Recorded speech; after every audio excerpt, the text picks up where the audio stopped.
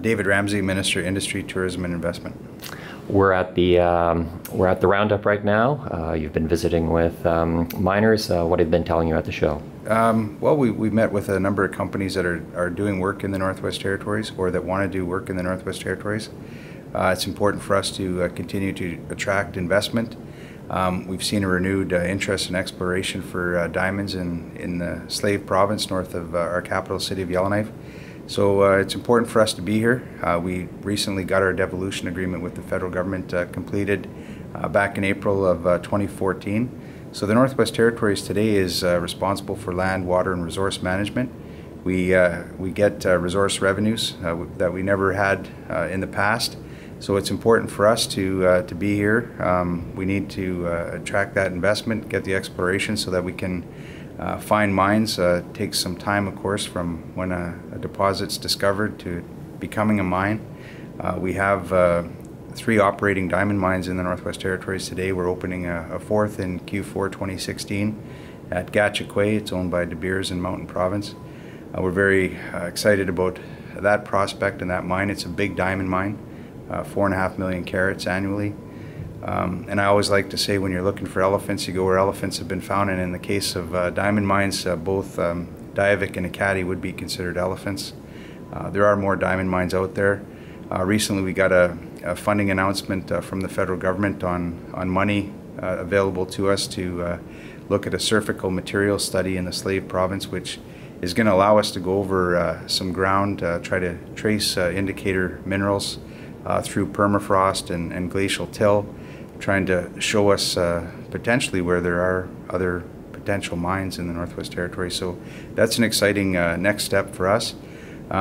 We've seen a lot of folks that were involved in the early diamond rush in the 1990s come back to the Northwest Territories, key figures now with new companies.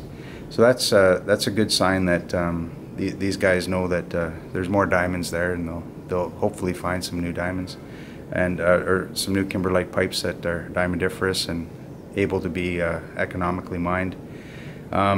We also, it's important for us to open other types of mines. We've got some projects in the Northwest Territories today that are looking for capital investment, looking to get into production. Lead zinc mine at Prairie Creek, owned by Canadian Zinc. We've got the Nico project, owned by Fortune Minerals. And also Nanachalo, it's the largest deposit of rare earths outside of China, located about 90 kilometers southeast of Yellowknife. So we've got some projects that are right there, and you know, if you're going to be a mining jurisdiction, it's important to diversify your stock of types of mines.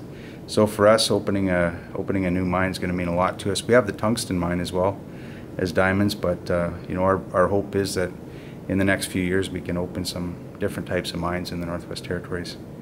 What's been the spin-off from having those diamond mines operating for a while? What has it meant being a mining jurisdiction? Well, Yellowknife was a mining town. It still is a mining town. We had 2 operating gold mines within city limits, the Giant Mine and Con Mine. And really it was, you know, as the gold mines were closing down was exactly the time that diamonds were discovered at Lac de Gras. And it really was a type of divine intervention, really, that saw us move from gold being the dominant mine to diamonds. And you know, diamonds really did save the Northwest Territories, and I believe saved the city of Yellowknife. It came at an opportune time for us. We like to call ourselves a diamond capital of North America, and we really are. The Northwest Territories today is the 3rd largest producer of diamonds by value in the world. And with the prospects on the horizon for new mines globally not being there, there's not any new significant discoveries being made. The Northwest Territories 10 to 15 years from now could very well be the #1 producer of diamonds in the world. And that's not out of the realm of the possible. What are the infrastructure that the miners are looking for up in the Northwest Territories? Well, we are trying to work with industry to see a seasonal overland route built into the Slave Province. We've always talked about the need and the requirement for that. Also, the potential to run hydro to the Slave Province from the southern part of Great Slave Lake, on the Tallston system, we have an opportunity to expand that hydro installation there. And we continue to try to work on arrangements that would see us get some flexibility in the capital that we have to spend on infrastructure in the territory. So we're looking at negotiating with the federal government an increase to our borrowing limit. Currently it's 800 million. We want to see an increase to 1.8 billion. That would give us the type of flexibility we need to invest in infrastructure. And our government is fully committed to investing in infrastructure in the Northwest Territories. Over the past 8 years, we've spent well over $1 billion. We're building an all-weather highway from Inuvik to Tuktoyaktuk. It's the first road to reach the Arctic coast in Canada. We're very excited about that. We're happy that the federal government has been a significant contributor to that project to the tune of about $200 million. So that project, we've got a bridge across the mighty Mackenzie River now at Fort Providence. That project was just over $200 million.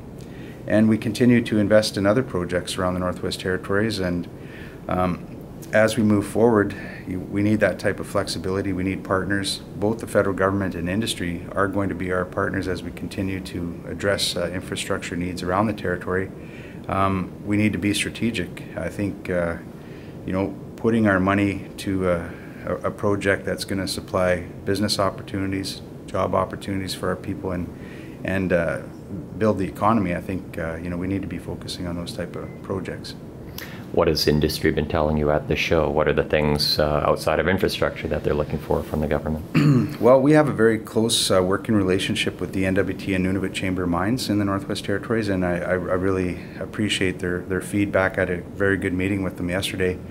So we hear loud and clear from them what their priorities are, what their issues are.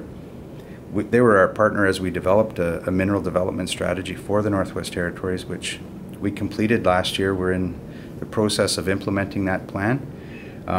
One of the things the strategy called for was a minister's advisory panel, mining advisory panel. So last night I was able to announce that we are going to move forward with populating an advisory board. We'll get the best of the best from the mining industry on that board so that they can give us the best advice possible so that we can ensure that we're doing everything we can to be a favored destination for investment and for mining projects. What other mining communities is going to be important for your government to meet with? You're at the Roundup here in Vancouver, but what is your strategies for introducing Northwest Territories and mining opportunities, and where do you go and who do you meet with? Well, we've met with a number of companies here. Again, companies that are doing business, companies that are exploring, producers, potential investors, politicians. We've met with both my counterparts from the Yukon and Nunavut on how we could continue to work together on different things. We've got a couple of projects that straddle the Yukon Northwest Territories border in Mactung and Salween-Cheong. So it's important that we talk to Yukon, and on the Nunavut side, there's a tremendous resource opportunity, of course, just north of the Northwest Territories border at Izok Lake and in and around Copper Mine as well, the community of Kugluktuk. So yeah, we have that type of dialogue, and we just got back from a trade mission to Japan and China, where we discussed opportunities with companies in both countries about the Northwest Territories. So we'll be receiving delegations from both those countries and the Northwest Territories, looking at opportunities to work together. Thank you very much, Minister. All right, thank you very much. Thanks.